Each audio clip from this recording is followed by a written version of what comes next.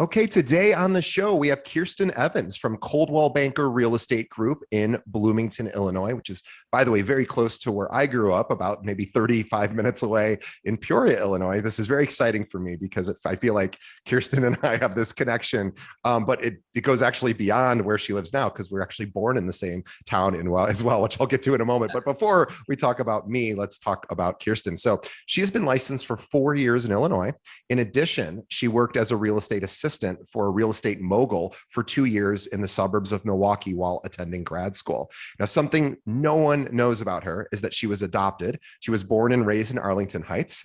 Me as well. Yeah. Not adopted, but born and raised in Arlington Heights. We probably were born at the same hospital. And she was given she was given a second chance at life, overcoming many setbacks and obstacles. And she attributes this life event to her success and can-do attitude every day. Now, her burning desire is to change people's perception of the average realtor. She is known for giving fabled service that people believe is unheard of, and she tries to change perspectives that realtors don't work hard and are not full-time positions. Now, her secret and key to success is very simple. She works hard. She is strong, direct, upfront, and honest. She is not lucky. And I love that too. She is not lucky. She is always seeking out and taking advantage of opportunities that come her way and working really, really hard by putting her clients' needs above her own. Now, in addition to being a top producer, she was also a Coldwell Banker National 30 Under 30 winner in 2020. And in 2019, she was given for her realtor association. It was called the Mid-Illinois Realtor Association. Kirsten, I'm so sorry, I don't have it in front of me. What was the award you won? It's a Rising Star Award. Which makes perfect sense because, of course, she is, which is why we have her on the show. My apologies for getting that wrong. So in 2019, she's the Mid-Illinois Realtor Association Rising Star. But you can follow her and find her on the web. Please visit her website, which is sell with K. That's the letter K, sellwithk.com. Kirsten, thank you so much for being on the show. Thank you. So excited to be here. Really excited to talk to you. So you and I were born in the same town, and then we ended up being sort of raised very, very close to one another. So I love that you and I have a lot of sort of things that we know because of where we grew up. But I would love to start all the way at the beginning, which I know is not a long time ago for you. Sure. But tell us sort of, you went to grad school. Why'd you get into real estate? What was the impetus there? And then how did you get started? That's a great question. So I went to school for clinical exercise science for my undergrad at Illinois State University. My dad had a heart attack Christmas Day, actually, when I was in high school. So that was my mission in life, was to help people. When I went to grad school, I needed to pay for it. So I got a job working for a real estate mogul, Richard Newman. He built the vice president of Harley Davidson's house and was on the Parade of Homes. So that's his claim to fame. Wow. In addition, he owned his own real estate brokerage. And he had investment properties all over the Milwaukee area. So since it was a private brokerage, I learned so much from him right off the bat. I was literally his executive assistant. So I learned a lot. I never thought I'd use any of that information since I was working in a cardiac field. But when I finished my undergrad, sorry, my stepson's coming home. So anyways, when I finished my undergrad, with my master's back up, I moved back to Bloomington where I went to school and met my husband. And there was no jobs for me down here. And I wasn't going to settle for like a $40,000 job. There was absolutely no way, not with working that hard. Sure. So with my real estate knowledge, I'm like, screw it. I'm going to get my real estate license and never look back. I mean, most of the realtors I met in Central Illinois, it was a by chance transaction, right? They went to school with someone, it was a family member. Bloomington, normal, if you've never visited, it's like the biggest, smallest town you've ever seen in your life. And so everyone knows everybody. So being new, it was really crazy. Yeah, it makes sense because I'm from Peoria, so I can absolutely relate to this idea that everyone knows everyone, and it is something that. But you're right. There's so many realtors who get their license because they have a few people in their life that'll probably use them because friends, family, but they don't really turn it into a full-time business. Right. And you can And tell. yeah, and you can tell, yes, So and basically my mission was I can do better. yeah, well, let's talk about how you got started. So yes, you did have a sphere of influence, or at least you had, a good contact list from, where you grew up. But how did you start sort of letting people know that you now can help them buy, sell, rent, invest? What was sort of, how did you get your name out there? I'm sort of curious Yeah, about that's that. a great question. And actually going back, moving to Bloomington Normal, I didn't have any family here. I just went to school here and left. Oh, I'm sorry. You're right. No, You it's were Arlington okay. Heights. So Yeah.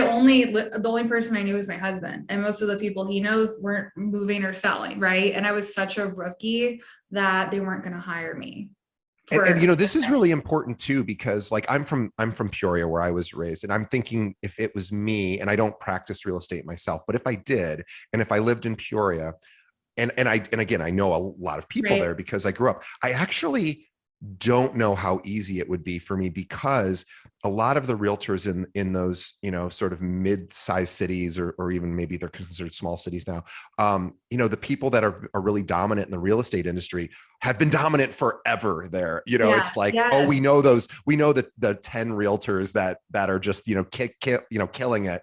I imagine Bloomington is absolutely the same way. Yes. So It you was didn't have super, the sphere of super, influence. super intimidating. So literally my first year in real estate, I joined a team because I'm like, I don't know people and they're going to feed me leads. They don't. I sold 2 homes and I Yeah. figured out within 4 months that the team was just not for me. So I Yeah. left. I went over to Coldwell Banker, and the second year it was pretty much just my attitude. I changed my attitude. I started getting involved in the community. I went from selling 2 homes to 38 homes. My second year in real estate. That's that is incredible. Yeah, Two around. homes. How did you do it? Tell me. Um, Was it getting involved? Was that sort of the big reason? yeah, no, it was just getting involved in the community. So I joined Lions Club. My dad's a lion, my grandpa's a lion. So that kind of helped just to give back. But they did tell me, they're like, don't join for business because we're not giving it to you. Right. They have now. But I also joined the Chamber of Commerce. So if you don't know a lot of people, I think that's a really great one to join. I was scared and intimidated because of all the realtors, but honestly, they're not all there. So Right. that's a good one to get into. We have something in town, a chapter for BNI networking. So I Yeah, joined sure. that. Yeah. And that's pretty much about it. Just started meeting people and just being genuine and nice and doing the things I like to do, not just doing things to do things because you'll waste your time. Yeah, and I think it's really important too. You talked about giving back. So all of the associations or organizations you just mentioned are philanthropic. Mhm. And and not only does that, of course, give you a sense of pride and sort of, just accomplishment and helping others, which of course is wonderful for your own personal sort of satisfaction, but it also does demonstrate to other people that you're willing to help. Right. And I think, that is, I cannot tell you how many people we've interviewed on the show that have a very similar story where maybe they didn't have a large sphere of influence. It wasn't like anyone handed them deals, so Right. they didn't know what else to do. So they were like, I better just get involved. And in your case, you're also you're part of the Illinois Association as well. Yeah, Um, first year serving on the state level. And I'm co-chair of our RPAC. Yeah, so get involved with your local association too. I think that's probably the smartest thing I did when I was a new agent. So I'm happy you brought that up. When you first join, that's how people are going to know your name when you send them an offer. Now I'm sure Chicago's a little bit different, right? With like more people, but Bloomington Normal is still pretty big. And we have over 500 agents here. So the fact yeah. that when I send offers, people know who I am, that's nice. Well, it's funny you ask that. Like, is Chicago? So we have about 46,000 agents here, but Holy I cow. yeah, but which sounds Wow. like a lot. I guess it is a lot, but I will tell you, to your point, I interviewed somebody from our from here in Chicago who is very active in our local association, and he said that 30% of his business, and he did not get involved with the association so that he Okay. could get business, because there's probably no real direct way to get business there, but he just wanted to help, and he was part of the YPN, the Young Professionals Network, and he did some other things on other committees. And he told me that now 30, and he's probably, let's say, 3 years in the business. He says 30% of his business now comes from other people who just happen to know that he's involved. Like, his name got out there simply because he was part of the association, the leadership That's awesome. yeah. So I'm really applaud the fact that you do that, because number one, it's just doing a lot of good work for all realtors. Sure. But also it does get your name out there. And that was really smart. Do it while you're young and have the energy. 'Cause I Yes. don't want to be doing this like when I'm older. Yeah.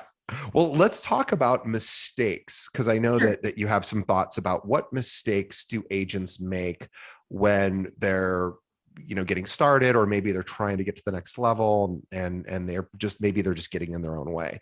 So what do you see out there as mistakes that agents make? One would be stop learning. Like, they get their real estate license, they don't keep up with like the market and trends. So yeah, never stop learning. Another one is you don't have to spend gobs and gobs and gobs of money on advertising. I think the best advertisement that you have is yourself. Yeah. And like I said, being part of those groups, I'm literally advertising myself every day. I also think another mistake that people make is not getting involved in your association. I think that's really played a key in getting my offers accepted and playing nice in the sandbox with other Because agents. people know you. Yeah. Other agents know who you are, and they probably Right. go, "Oh, she's the one who does all the different committee Right. stuff." Yeah. Right. I think another myth is I know there's great teams out there. Don't get me wrong. There's not a problem with teams. I just joined one. But the fact that leads are just gonna come to you, anyone that promises you that, like, run away.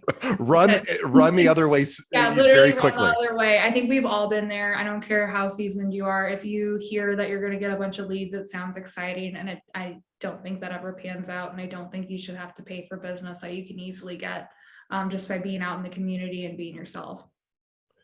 Yeah, I agree with that. It would be very difficult for a team or even a broker. I mean, brokerages are probably the worst at Mhm. promising things like leads. Teams have now kind of started to do that too, and it's possible, I guess. But I mean, I've been here 11 years, and I've never met an agent that really got enough leads by joining a team or a brokerage. Again, Yeah, I guess it's possible, but I've sure. yet to see it. And the reality of why that doesn't work so well is really, it's a very simple reason. It's that the vast majority of buyers, and you already know this, I'm not speaking to you, but to our Yeah, audience, but the vast majority, who they probably know this already too, but it's a good reminder, the vast majority of buyers and sellers choose somebody they know. They choose somebody they know as their agent. And yeah, so they're just, if you're buying Zillow leads, for example, if you can convert 5% of those leads, you're a superstar. And sure. that's, so out of 100 people, you're going to only convert five, because they don't really know, like, or trust you at that point. And so, if you can work your sphere of influence and meet people, and you were doing that through all, your BNI group, you guys are sharing referrals and doing all. And by the way, that's a nice little plug for BNI.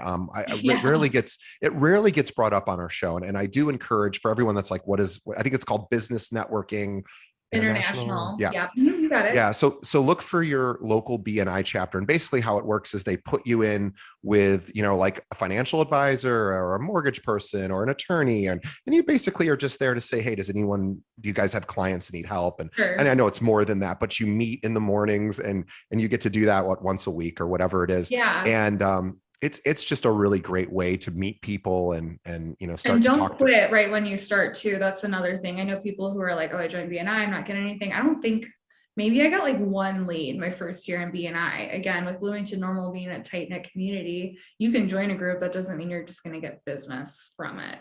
And honestly, there's a few people in my BNI group that I don't know if I'd I don't know if I'd send them business. So you got Sure. to earn people's trust. That's for sure.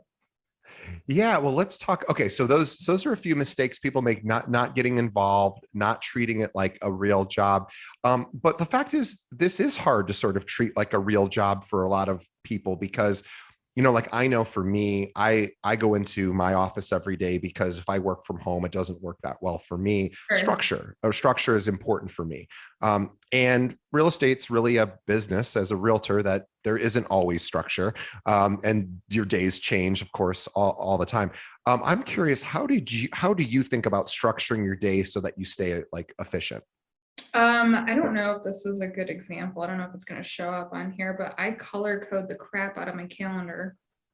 I don't know if anyone else does that, but I love it. yeah. So So what do those colors represent? sure. So I have an email that's my selling clients. That's like agentk@sellwithk.com. And then I have an email for like at buywithk.com. So that when I set appointments, I know what they're for. There's like very little taking time for me, which I could be better about that in the new year. That's what color is that? I think it's purple. I don't know. I don't See, have that that's many. I that's don't have so that right there tells you need to take more time yes, because you're like, yes, I use purple for my own private stuff, I yes. think, because you don't take enough time for yourself. Yeah. But And you don't have to follow my lead that way. I know people who time block out, money making activities, which would be networking, and so forth. But I think having a structured schedule so you can look at it and it's not just a jar of hoopla, I think that would help you. Another way that I'm structured is keeping clients top of mind. I mean, how often have you not talked to a client and then you see a house and you're like, oh, this would be perfect for them, but you haven't talked to them for 6 months. right. Or something like that. I hear about Well, this. let's talk about. I want to pause there because I think that's a great and maybe one of the biggest missed opportunities is staying in touch. Right. And so okay, so you see a house for somebody. How do you make sure that it hasn't been 6 months, or if it has been 6 months since you've last talked to them, you sort of drop the ball on Yeah. staying in touch? How do you rekindle that sort of connection? I'm going to keep going back and preach to like all the new agents or people just starting out or maybe starting up again. Please don't spend lots of money on software and things you don't need for lead generation. The real estate mogul I worked for in Milwaukee, he had this system that I used to make fun of. It was just pen and paper and a few different like pen colors that all meant something. And so on my wall, I'd love to share it with you if you ever want to see it on my office. I have a hot and I have a warm sheet, and they're literally just strips of paper that I made with timeline, all their information, what they look for, and I go through it on a weekly basis. My Yeah. warm, I'll probably go through like every 2.5 weeks, but yeah. So you have I think that's like there's a Japanese word for that called kanban, where you're seeing this visual sort of display of and it. Here I And have I one used to right work. here handy. It's Nice. this little sheet of paper, blank on the back, so that I have them in my car, I have them in my office, I have them here in my home office. But you just whip that baby out, and then I add it with others, and I go through it on a weekly basis. Now, what about if once the transaction closes? So Oh my somebody gosh, buys that's or a good sells, question. Yeah. then what do you do?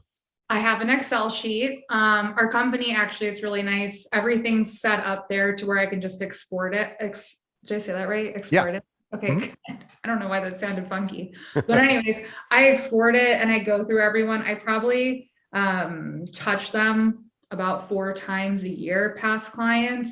And the best way to do this is set up what your touch dates are going to be like in December, right? So And put them I in the always calendar. reach Yeah. out, in the new year, and just let them know that I'm here if they ever need help with an affiliate or contractor. One I did was a client appreciation party, which was super fun. They really like that. Instead of like going out and dropping off gifts, once you get to a certain amount of clients, you can't do that. Don't do that to yourself. Yeah. So I had a client appreciation party where it was catered, drinks were provided. It was really fun. And I did that by Thanksgiving, not by Christmas, since everyone has a Christmas Yeah. party. Do that. And Just the out of others are just curiosity. newsletters on the market 2 other times a year, and that's it.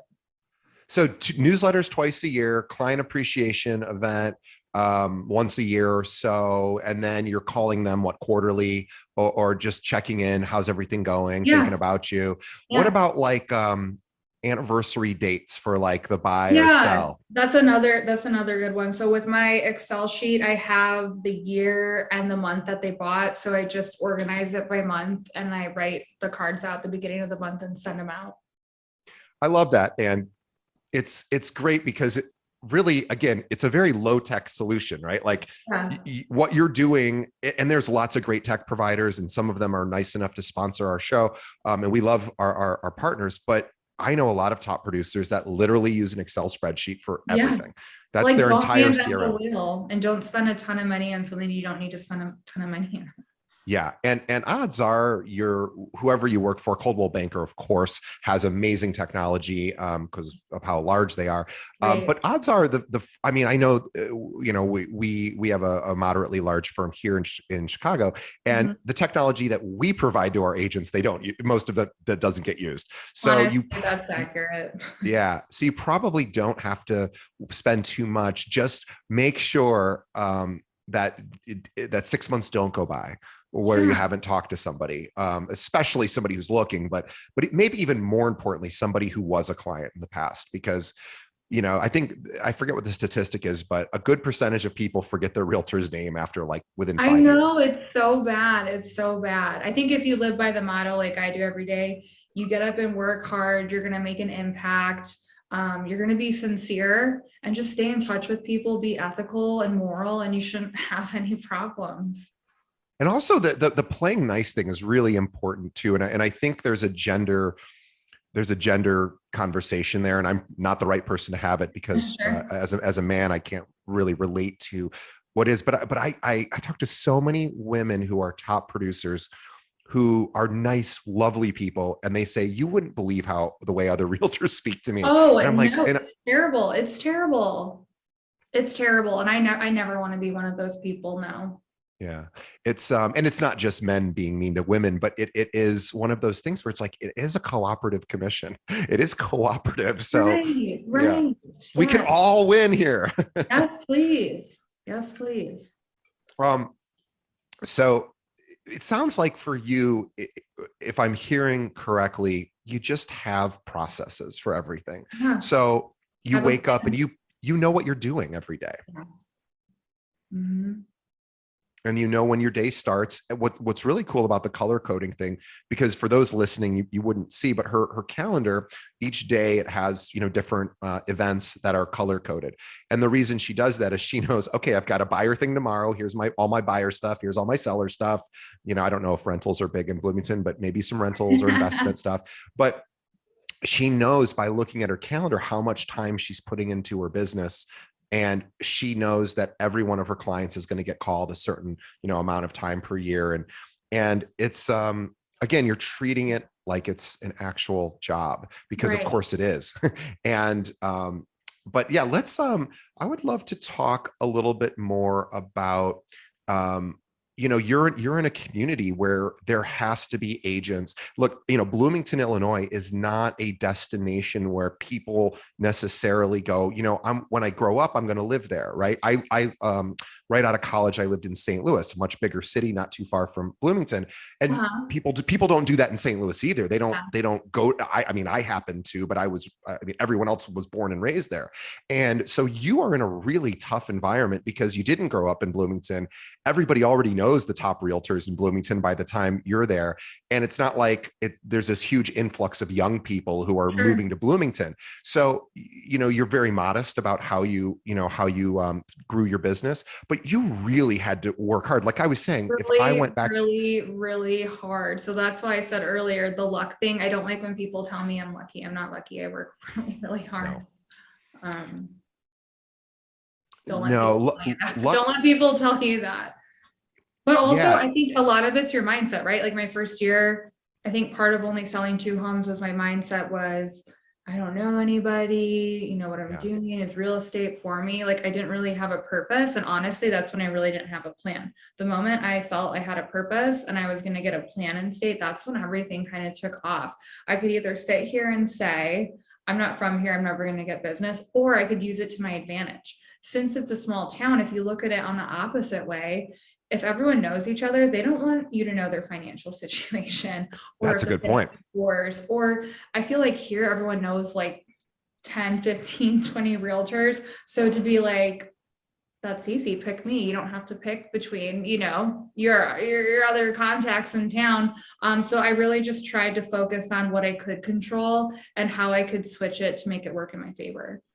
I want to back up for a moment because you just said something really profound that would not have occurred to me if I were in your position when you started, which was talking about changing your mindset. You said two things that I think are really, really important, especially being in a smaller community, because you're absolutely right. I have a friend who's a financial advisor in Peoria, and he's one of the, I don't know if he's the biggest one there, but he's certainly as a lot. And I bet, even though of course, he would never disclose anyone's financial situation, there is something about, oh, that's my friend, or I don't really, maybe not me personally, but I know that he runs into this where it's like, maybe he was, somebody who he's known since he was 5 years old. Sure. Now they might not go, well, I don't, you're right. So this idea of them going with somebody they don't know is in some ways maybe an easier proposition because there's no baggage associated with that. And so that's really interesting. How did you, and then so how did you come up with that? Did that just occur to you, or did someone give you that sort of insight? Because I've never heard anybody say that before. And I think that's brilliant. No, I was sick of feeling like I was in a rut. Right. And I feel like when you get backed into a corner, you're either going to figure it out or you're not. Like something that's always been a pet peeve of mine is when people complain and do nothing about it. Yeah. And then I literally found myself doing that. So I was being a big hypocrite. And so I needed to change that. I really did. And that's when I had kind of my aha moment. I feel like everyone's had one of those. It's a big aha moment. That is a huge one, because now all of a sudden it's an old, so there's this old marketing, my background's in marketing. There's this old marketing philosophy, which I think is still applicable today, which is said, if you can't fix it, feature it. And Sure. So that's exactly what you just did. You couldn't fix the fact that you didn't grow up there. You're not on every billboard in town when you're first starting out. Everyone already knows all the top realtors and they're all friends with each other. So you're right. There is like, oh God, if I go with so-and-so, then the other person's going to be upset. I know my parents, if they were buying or selling in Peoria, they know all the top realtors. They're all friends with them. Sure. The exact situation, they'd be like, oh my God, somebody's going to get upset. And, I don't know what they would end up choosing to do, but there is sort of I love the idea that, hey, you go with me, no, at least. Well, and let's not forget, real estate is sales. Sometimes I feel like people forget it's sales, it's cutthroat. So when you're in that situation, like work it, like show your value of why they should hire you and not someone that they just went to school with, Yeah. That's part of their jobs. So let's talk about that. So I think what you're talking about is having some sort of presentation, whether it's an actual PowerPoint slide thing, or whether it's just, hey, I'm talking to you one-on-one and I'm going to tell you everything I'm doing, or, you have, some other material you might be presenting. But how do you approach that? So you're going to meet with a buyer or seller. You maybe they haven't worked with you before. They already know all the other top realtors in town who have been doing it 30, 40 years. So what do you do that you think helps win you that business? I think the best thing that I've done was really get into open houses, and just being in front of people. I think I'm pretty good on the phone, but in person, I feel like I can really capture you, right? And it gives you good practice too. I've even had people where they said, they didn't really want to tell you if they were working with a realtor or not, those types of people at open houses. And so when I'd open the door, I made sure that I said, hey, welcome, come on in. If you could give me some feedback at the end, that'd be great, but I'm not going to be a helicopter agent. Right. And nobody wants that. They were like, right. And so at the end I would try, cause they would actually come back to me then. I didn't have to be like, hey, can you fill this out? And they wanted to learn more. So, just by that statement, take it, use it, whatever, but it draws people to you because they don't want to be sold. And then right there, I felt like you kind of captivated them. Like be Most different than people, every other agent who's like, rah, rah, rah, rah, rah. most people do not want to be sold. There's a No. small percentage that do, but that's a small percentage. And I'll tell you, when sometimes we have a lot of agents at our firm, and my job is to recruit agents. And so I talk to agents who are at other firms all day long. And the first thing I say exactly is what you were talking about is I say, I'm not going to try to persuade you to join us. I mean, I just want to tell you everything about our firm because you're an adult. You'll be able to figure out if we're the right fit for you. But you can hear it in their voice when I say, look, I'm legitimately not going to try to persuade you, but I appreciate you taking the time to chat with me. And I hopefully, give you all the info and you can make the right decision for yourself. And you can hear this audible, like, oh, thank God, because people don't like, it's like when you go into a retail store and the salesperson comes running over and you're like, I don't even know what I want yet. And they're very nice, but you're like, just get away from me for a while. That's the same thing with open houses. And for people that think open houses don't work. Oh my God, they so do. Like so they don't necessarily work to sell the home, although I guess it could happen. But they're wonderful opportunities to meet other buyers. Do you continue that's literally how I got started. Just that one year when I wanted to act more on purpose, even if no one came to the open house, there was a couple of those. I'm sure we've all been there. Sure. But, I wanted to start getting in the houses and learning. Something that I didn't mention earlier is, with the non-helicopter agent at the end, I'd say something like, direct the conversation so it's not a question, right? And so I'd say, look, I don't know if you're working with an agent or not, but here's what I have to offer you. Boom, boom, boom, boom, boom.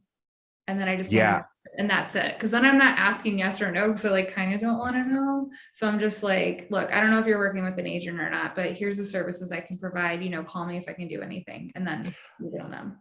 I used to work with I used to be a financial advisor a million years ago. And one of the top financial advisors in our office used to say, if you have to ask for the business, you're doing it wrong. And so Kirsten really just said essentially the same thing, which is if you ask somebody a yes or no question, number one, you probably may or may not want to hear the answer. Two, they might not want to give you the answer because you're not putting them on the spot. And it's like they just came in to look at a house, right? And so, but you can say, hey, so what you just said was so elegant. Can you say that again? So I don't know if you're working with an agent. Could you repeat that? I'm like, no, oh my God, we would actually say, look, I don't know if you're working with an agent or not, insert value proposition, here's my card, call me if you need anything. Yeah. And again, people will relax. They won't feel like they're being sold because they're not. And you are trying to provide value to them. And it's huge. It's so huge. But what you just said was so like this idea of don't ask questions before you need to, I guess. At some point you'll have to ask questions. And the reason I'm happy to share all this stuff, by the way, is because when I first started, it felt like nobody wanted to share information. It was like they had a mind of scarcity. If I share something with you, then you're going to take it and be more successful than me. And it was horrible. And so I feel like now that I've gotten to a spot in real estate, it's my duty to give back and help people have a good start. Because if I would have been around different people who could help me change some of my mindset and what I was doing wrong, I think I would have sold more than 2 houses my first year easily. That's a really, really good point. And there's so much business to go around. We don't have to so much. Yeah. I used to, the same firm where I was talking about financial advisor, there was another guy who was the top guy in the office. And he would say, I'm going to tell, we were all like 20, 22, 23 years old. He would say, I'm going to tell you exactly what I do every day. And you can do that. And you can have the same success I have. None of you are going to do it, but I'm going to tell you everything because and he was right. None of us did all the work that he was willing to do. We didn't have the success that he had, but he was, again, even if you're in a super, super small community, there is plenty of business because there's a number of people that are going, with a discount broker, or maybe they're for sale by owner, and doesn't work for most people. And so there, even if it's not, you just have to get creative. And personalities, right? Like I'm a woo, woo, woo person. Like, that's just who I am. I love when I have clients who are those too. So you can't win them all, and you're not going to. We could give the same pitch and it's going to have a different delivery if you're being sincere with your personality. Like, my dad's an electrical engineer and he's like, I don't even know if you could sell me on it. You know, you could and yeah, you know, and there's literally a place for everybody in this industry for sure. Let's talk about, because you are so incredibly busy. I was asking Kirsten before if she went to the NAR conference, and because she's so involved in the community or in the real estate industry, and she goes, "Oh my gosh, I don't have time." So I am curious, which I definitely can feel for you there.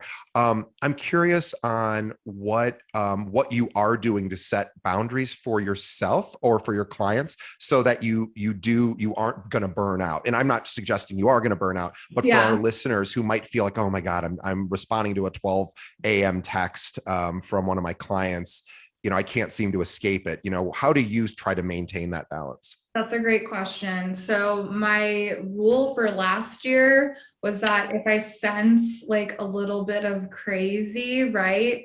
Obviously we have to do our due diligence and there's ethics involved with real estate and you have to help people. But when they're also not respecting you as a realtor, as a person, it's time to just be smart about it. Why not refer them to an agent who's new and has like nothing to do and get a 25% referral fee? You know, or just what I would do to protect yourself is I have a buyer consult and a seller consult, and I let them know the services that I provide, the times that I'm available, which for the most part, I'm pretty amicable about it. And the minute they don't respect that, I'd be like, look, remember when we talked about this? And if they're not going to respect it, like, let them go. So Because the I'd point, rather be making no money sitting on my couch hanging out with my dog than being like in a vicious cycle with someone that's like going nowhere who doesn't respect me. Like that, you just yeah, don't have time for that. Like, go read a real estate book on how to be successful. Like, I can think of you know, more other things to do. it's funny because you just said something really profound, and I want to make sure the audience heard it, which was, she tells her clients, here's when I'm available, here are the services I provide, here's when I'm available. And that is so smart, because she is setting Setting her the expectation. expectation. Yes. My favorite one, I had a lady real quick. One of the services when I go on a listing appointment, I let them know flat out the open house probably isn't going to sell your house, right? Like, we do Yeah. want to show that we're motivated. So I always do an open house when we list it. And if we do a price drop, otherwise I'm not going to keep kicking you out of your house through an open house. And I have them initial it at the bottom. And she was like, well, why aren't you here doing an open house? Blah, blah, blah. And I was like, hey, remember that sheet like from our initial conversation that we spoke about? I mean, all this stuff protects you, shows you're professional, and keeps your people in line. So if you're ever at a point in a transaction where they're asking a lot of questions, you might want to turn around and ask yourself, like, did I not do a good job of setting the expectations? Because I feel like if you set them, you're not going to run into a lot of those headaches later. Yeah, it's so, gosh, it's so important. And having people sign off on the expectations is a great idea, because, and again, it's not to rub it in their face when they need Oh, something and you're no. like, it's outside of it, I'm just not going to do it. It's Right. more about just reminding them, you know, here's what I do, here's what I can do. I don't want to disappoint you. And so Right. I want to make sure that you understand this is what I'm capable of doing. And if you And tell them here's, that on your listing appointment, they're going to be so impressed with you, not even to cut you so off. impressed. So So impressed. You have impressed. a plan. You have a plan, and also you're dispelling myths. You're saying, here's the deal with open houses. Really, what they're great for is for me to get more leads, to sell more homes to people. And maybe we'd get lucky and somebody might buy this property. Actually, just say that it shows that it motivates you as a seller, because then you can still do them and they don't seem off. Yes, I was saying it in a way that you shouldn't say it, but the point is you should be explaining to people, hey, if you're meeting with other agents and they're promising, you know, they're going to do an open house every Sunday, that's great, and I respect that. But the reality of it is there's probably a less than 1% chance that we're going to sell your home that way. We do want to show the community that we're engaged, like you were saying. We want to do these, but we want to make sure the expectation is set correctly. I love how you And put it. I love it. I love it. It just, you have processes for everything. And I Yeah. could see, do you anticipate in the future, like building a team? I could see you doing that. I don't know if that's what you want to do or not, but I'm just curious what's Honestly, next I for you. think maybe one, I'd love to just write a book on how to motivate people. I think coming from my adoption, we all come from different experiences. Either write a book or do some mentoring. I love that sincerely. Yeah. And it really does Well, align with what I went to school for. Like, I'm not helping people with their hearts, I'm helping them with their homes. So I do have that sense of altruism, right? Naturally. sure. But yeah, I mean, just being sincere. And I didn't really get into giving back until maybe 15 years ago in my life. And I'm just curious, this is not a real estate necessarily related Sure. question, but I can honestly say that that was a significant shift for me, was realizing how much joy I would receive Doesn't it from. feel so good? It feels so good. It is the surest way to increase, that I found, to increase one's self-esteem, Yeah. by just going, I'm not going to make it about me right now. For the next hour, I'm going to go help X, or I'm going to go serve on this committee, or, whatever it might be. And so even if it doesn't give you business, because in my instance, all the things I'm with have nothing to do with real Right, estate. right. So they don't help, my business. But boy, they make me feel good about myself. And if nothing else, that is worth doing. Even, yes, helping other people is really the goal, but you are going to feel so incredibly good. And odds are it probably will help your business. Yeah. Oh yeah. You're totally right. Well, Kirsten, this was an awesome conversation. I know how busy you are. So I want everybody to check out Kirsten's website. And by the way, reach out to Kirsten. Tell Yes, her please. she is so nice and sweet and generous. But visit her website, which is sellwithk.com. It's a great brand, by the way. I was Thank telling you. Kirsten ahead of time. What a great brand. I love that. Sell with K. That's an easy, No one can nice. pronounce my first name. And for anyone wondering, yes, it's here like beer. So Yeah, definitely Kirsten. Yeah. visit it. And if I can help you in any way, send me an inquiry and I'd love to connect. And by the way, she has lots of clients that retire and move away. And Yes. so, if you wanted to, work with her on some of those referrals, she's not licensed in every state. So that's another great reason to reach Thanks out, for the because plug-in. Yeah, I actually send a lot of referrals out, especially having State Farm here too, and yeah, referrals coming in. So yeah, I'd love to collaborate and pay a referral fee as well. And I awesome. apologize towards the beginning when I got lost in my words and translation. It was like dragging the recycling bin, and it was really loud and slamming. I'm like, awesome, awesome. I Well, apologize about that towards the no, beginning. nothing to apologize for. You did great. And we are just so thrilled to have you on our show, and we'll love to have you back in the Oh, future as please. well. I'd love to do this again. So much fun. Thank you so much for the opportunity. Oh, you're so welcome. So on behalf of our audience, we want to thank Kirsten for being just an amazing younger agent. Although it's so funny, you don't seem young in the way you're presenting yourself, which is even more impressive, because just how incredibly professional you are. So really, really impressed with her. Everyone should be following Kirsten. Check her out at sellwithk.com. And by the way, if you live in the Bloomington, Normal area, central Illinois, essentially, and if you are looking to work with one of the top realtors in the area, I know that's who I would choose. So, Thank you. for everyone out there who might be listening, who's looking for an agent, reach out to Kirsten. She'd love the opportunity to earn your business. And on behalf of Kirsten and myself, we want to say thank you to our audience, because you guys are the reason we can keep doing these shows. So thank you for continuing to listen. And the best way that everyone listening can help support us is to tell a friend. Think of one other agent that could benefit from hearing this great conversation with Kirsten. Send them a link to our podcast. The best way to do that, just send them to our website, which is keepingitrealpod.com. Or if they're already a podcast kind of person, then just have them pull up a podcast app on their phone, and search for Keeping It Real and hit the subscribe button. And one last thing, if you are listening on iTunes or Spotify or Pandora or any of the other places you might be listening to this podcast, leave us a review. Let us know what you think of the show. That helps us improve and also tells us what you like. So anyway, Kirsten, thank you so much. We are honored to have you. I love talking to young superstar agents, because you guys are so full of energy and you're just crushing it. And, your mission about wanting the public to see professional, responsible realtors officers is obviously coming true for you. And I love that. So keep up the great work. And Kirsten is going to keep also volunteering and possibly even wanting to be in leadership for the state of Illinois with realtor stuff. So we are excited to watch and your continued growth there. So thank you so much for being on our show. Thank you. Have a blessed new year, everyone.